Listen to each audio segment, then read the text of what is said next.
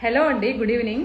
మా రోజే మళ్ళీ ఈరోజు రెండు ఛానల్ ముందుకు వచ్చేసింది. ఒకటి ఎన్టీవీ, రెండు సాక్షి టీవీ. ఇంకా వేరే ఛానల్స్ ఏమి రావు అక్క దగ్గరికి, ఇవి రెండే వస్తాయి అనమాట. ఏదో సామెత చెప్తుంది అక్క, ఏరు దాటక ముందు ఏటి మల్లన్న, ఏరు దాటిన తర్వాత బోడి మల్లన్న, అదే మా జగన్ అన్న. ఓమే అక్క, ఏంది ఇంత మాట అనేసిన జగన్ అన్ననే?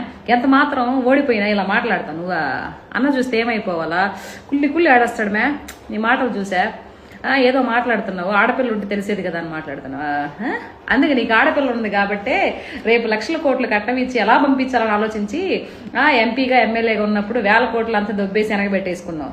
ఆడదాం ఆంధ్రాలో కొన్ని కోట్లు కుంభకోణం చేసావు. తిరుపతి టికెట్ల దర్శనం కోసం కొన్ని కోట్లు వెనకాతలు పెట్టుకున్నావు. ఇప్పుడు ఫ్రీగా నవ్వుకుంటూ షోలు చేసుకుంటూ ఆ టీవీల్లో అక్కడ షోలు చేసుకుంటూ కనిపిస్తున్నావు. ప్రజాస్వామ్యం గురించి, ప్రజల గురించి నువ్వు మాట్లాడుతున్నావు. ఎలా ఉంది తెలుసా? దెయ్యాలు వేదాలు వల్లిస్తున్నట్టు ఉంది మే నువ్వు మాట్లాడేదా. ఇంకొకటేదో మాట్లాడుతున్నావు. ఇది పరిపాలన చేయడం చేత కాదు, తర్వాత ఇచ్చిన మాటలు నిలబెట్టుకోవడం చేత కాదు. సరే, మీ అన్న ముఖ్యమంత్రిగా ఉన్నప్పుడు మద్యపానం పూర్తిగా నిషేధించినాకే ఓట్లు అడుగుతానన్నాడు. ఏం చేశాడు? దాని గురించి మాట్లాడు. ఏదో అంటారు కదా, గురిగింజికి నలుపు తెలియదట, దాని కింద నలుపు తెలియదట. మీ అన్న కిందనో నలుపు, నీ కిందనో నలుపు. తెలుసుకోకపోతే ఎట్లా? తెలుసుకోవాలి కదా. అలా తెలుసుకోకపోయానుకో ఇట్లా పక్కన నా బోటలు గుర్తు చేయాల్సి వస్తుంది. కొంచెం తెలుసుకొని మాట్లాడితే బాగుంటది కదా. సిబిఎస్ రద్దు చేస్తారన్నాడు. అప్పుడు మీ అన్న కూడా మేనిఫెస్టోలో చాలా చెప్పాడు కదా, చేయలేదు కదా. దానికి ఏం సమాధానం చెప్తావా? అడిగితే దానికి ఎర్రిమొహం వేస్తావు. ఏదో నోరుంది కదా అని చెప్పి పిచ్చి పిచ్చిగా మాట్లాడితే ఎట్లా?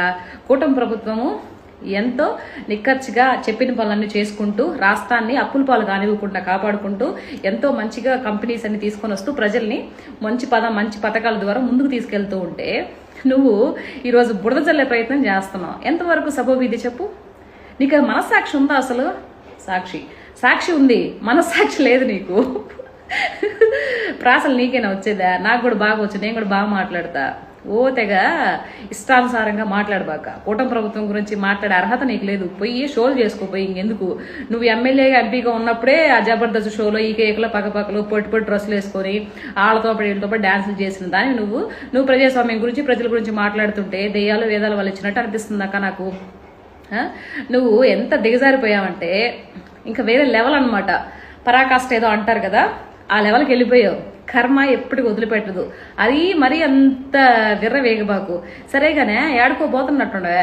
ఎవరన్నా ఏమన్నా పిలిచారా? అంటే వ్రతానికో లేకపోతే పెళ్లికో పేరెంట్కి పిలిచినట్టున్నారు కదా, బాగా రెడీ అయిపోతున్నట్టున్నావే. సరేలే, నువ్వు ఎలా రెడీ అయితే మాకు ఎందుకుగానే ఇలాంటి విషయాలు ఎప్పుడు మాట్లాడబాకు. ఓ మీ అక్క, మర్చిపోయాను ఇంకొక విషయం. జగన్ అన్న అంతకుముందు ముఖ్యమంత్రిగా ఉన్నప్పుడు ఫ్లాగ్